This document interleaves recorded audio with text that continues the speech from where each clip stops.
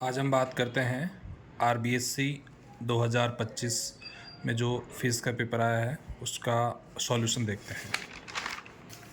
सबसे पहले हमारा फर्स्ट क्वेश्चन है विद फ्लक्स का एसआई मात्रक या SI unit of electric flux, इसका राइट आंसर सी है। सेकंड क्वेश्चन है हमारा कि आर दूरी पर रखे दो बिंदु आवेशों के मध्य कार्यरत बल एफ है और उनके मध्य की दूरी 2r कर दी जाए तो बल क्या होगा, यानी force between 2 point charges placed at R apart is F if the distance increases to r between the charges then force will be F by 4। ठीक है, क्योंकि r का 1/r होता है, r का स्क्वायर करोगे तो ये हो जाएगा। ठीक है, नेक्स्ट हमारा अगला क्वेश्चन है संधारित्र में संचित ऊर्जा के किस रूप में होती है, यानी energy stored in capacitor in the form of, इसका राइट आंसर है पोटेंशियल एनर्जी।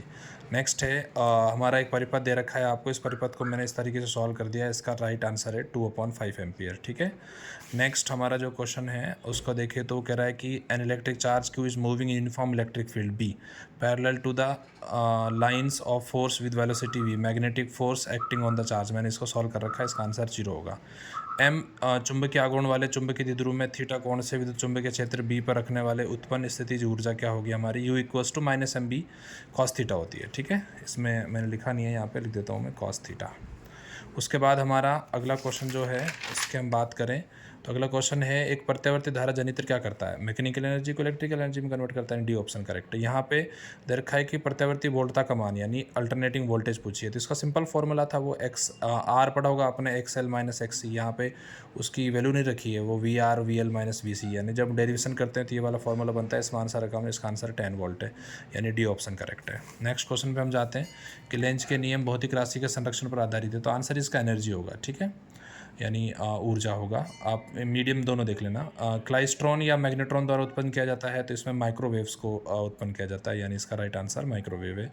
F1 F2 ये सिंपल है, इसका 1/f is equals to 1/f1 plus 1/f2 वाला फॉर्मूला है, जिसको हम सिंप्लीफाई सॉल्व करेंगे तो हमारा डी ऑप्शन करेक्ट हो जाएगा। ठीक है, नेक्स्ट हम क्वेश्चन देखें हमारा प्रकाश तरंगों का अनुप्रस्थ प्रकृति होने की पुष्टि होती है, यानी कन्फर्मेशन ऑफ ट्रांसवर्स वेव, तो इसका आंसर होगा पोलराइजेशन, यानी पोलराइजेशन की हेल्प से हम इसको कन्फर्मेशन कर सकते हैं। तो एक 18 इलेक्ट्रिक वोल्ट है, इसका कार्यफलन 8 इलेक्ट्रिक वोल्ट है, तो निरोधी विभव का मान देखो इसमें मैंने E equals to Einstein equation होती है। अब इस आइंस्टीन इक्वेशन को क्या कि हमने इसको V not E V not, तो ई, तो अब देखो इलेक्ट्रिक वोल्ट भी 8 इलेक्ट्रिक वोल्ट में है, ये भी इलेक्ट्रिक वोल्ट में है, तो इलेक्ट्रिक जो है मतलब ई की जो है वो वैल्यू कट हो जाएंगी, तो वी नॉट है हमारा 10 वोल्ट, इसका राइट ऑप्शन क्या है 10 वोल्ट। अगला क्वेश्चन है कि हाइड्रोजन परमाणु में न्यूनतम अवस्था 13.6 में इलेक्ट्रॉन मुक्त कराना है, तो प्लस देनी पड़ेगी, यानी प्लस 13.6 इसका आंसर है। अगला क्वेश्चन है आपका कि according to Bohr hypothesis is following physical quantities quantise, तो एंगुलर मोमेंटम होता है, क्योंकि हमने सिंपल फार्मूला पढ़ा हुआ है NH/2π पढ़ा है ना इस तरीके से, L इज इक्वल्स टू, तो ये NH/2π एंगुलर मोमेंटम ही तो है, तो ये n क्वांटाइज होता है n, तो इसका राइट आंसर एंगुलर मोमेंटम होगा। अगला है नाभिक की बंधन ऊर्जा बराबर होती है, तो मास डिफेक्ट, यानी जितना मास डिफेक्ट होगा यानी जितनी नाभिक की द्रव्यमान क्षति होगी उतनी क्या होंगी हमारी नाभिक की बंधन ऊर्जा होगी। n प्रकार के अर्धचालक में बहुसंख्यक धारा है, तो इसका आंसर क्या होगा इलेक्ट्रॉन होगा। आपको पता ही है p में होल्स होते हैं, n में इलेक्ट्रॉन्स होते हैं। अगला क्वेश्चन है हमारा परम शून्य ताप पर जीरो, जब तक जीरो टेम्परेचर होगा तो कंडक्टर भी सेमी कंडक्टर भी इंसुलेटर की तरह बिहेव करता है। अगला क्वेश्चन है हमारा कि the electric field intensity at axis due to electric dipole is inversely proportional to cube होता है, 1/r क्यूब होता है, तो यहाँ पे क्यूब ऑफ डिस्टेंस यानी घन के व्युत्क्रमानुपाती हो जाएगा। प्रति एकांक विद्युत क्षेत्र का अभाव एक का परिणाम गतिशीलता यानी मोबिलिटी, इसका आंसर है। एक इसको सन रेजिस्टेंस जोड़ते हैं, ठीक है, यानी हिंदी में भी क्या बोलते हैं इसको, पासर और प्रतिरोध। अगला है हमारा कि अनुचुंबकीय पदार्थों के लिए चुंबकीय प्रवृत्ति यानी काई का मान पूछा है, तो +1 यानी पॉजिटिव होगा। वैसे ही विद्युत वाहक बल का परिणामी परिपथ फाई के समानुपाती दर, यानी ई जी कोस टू पढ़ते हैं ना अपन d∅/dt, तो वो हो जाएगा आपका। ठीक है, मैग्नेटिक फ्लक्स बोलेंगे।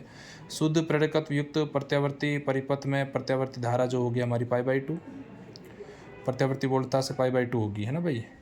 नेक्स्ट है हमारा जब सोडियम लैंप का प्रकाश पोलराइड शीट से पारित होता है, तीव्रता 0 हो जाती है भाई, शून्य हो जाती है, क्योंकि वो उसको कैंसिल आउट कर देता है। लेनॉर्ड के प्रेक्षण में 2 इलेक्ट्रोड वाली निर्वातित कांच की नलिका में उत्सर्जित पट्टिका पर कौन से डालती हैं, अल्ट्रावायलेट रेडिएशंस डालते हैं अपन, है ना, तो यहाँ पे यूवी हो जाएगा, यूवी रेस अपन सब पढ़े हैं बहुत अच्छे से। न्यूट्रॉन खोज चैम्पसेडविक सब जानते हो। और चालकों प्रतिरोध ये 14 चैप्टर से है, 10⁵ 10⁻⁻⁶ हो जाएगा ना, रेजिस्टिविटी है। नेक्स्ट हमारा विद्युत ध्रुव आघूर्ण का P is equal to Q dot D, इसको डेरिवेशन लिख सकते हो। इसका जो आंसर देखो, ये दोनों पैरेलल में है तो इसका फॉर्मूला ये लग जाएगा, ये 3, ये देखो 1 और 2 तो 3 हो जाएगा, यहाँ पे 6 पहले से, दोनों सीरीज़ में है तो इसका फॉर्मूला ये लग जाएगा।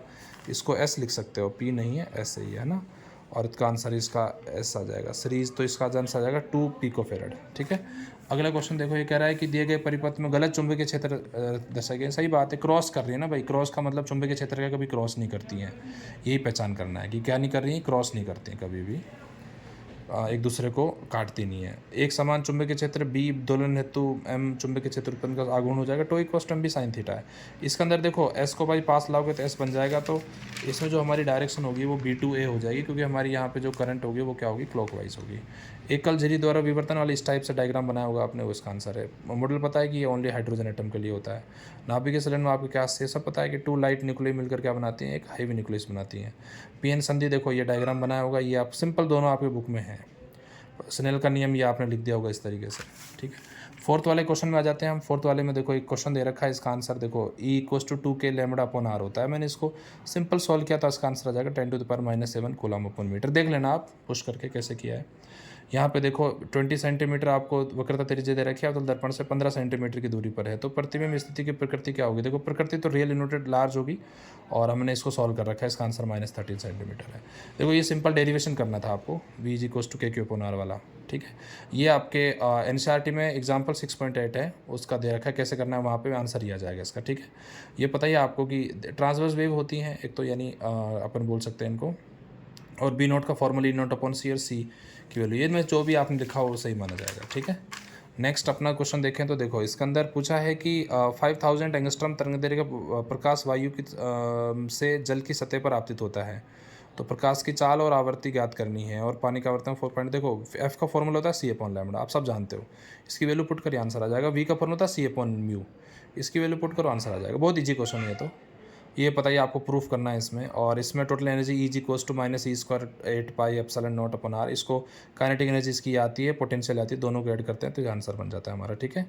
और नाभिकीय बल में देखो ग्राफ तो ये पूछा था, और बाकी नाभिकीय बल पता ही है आपको कि न्यूक्लियस फोर्स क्या होता है, जो न्यूक्लियॉन्स को बांधे रखता है। ऊर्जा बैंड देखो 2 डायग्राम इस तरीके से बने होंगे, आपने पढ़ रखे होंगे 14 चैप्टर में।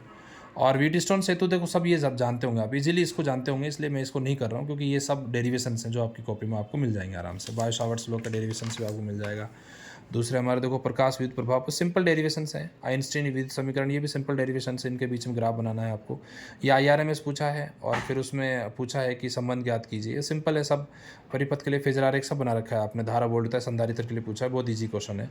अनुनाद जानते हो, रेजोनेंस क्या होता है, LCR में वही XL = XC करके उसमें F का वैल्यू निकालनी थी, बस उसमें एक ग्राफ खींच देना इसका। ठीक है।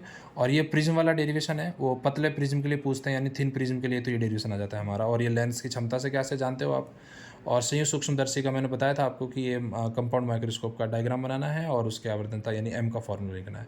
तो यह आपका पेपर था। आज जो आपके कैसा पेपर हुआ आप मुझे ज़रूर कमेंट बॉक्स में कमेंट करके बताइए, और आप कितने मार्क्स लेकर आ रहे हैं ये भी आप कमेंट करिए। Thank you.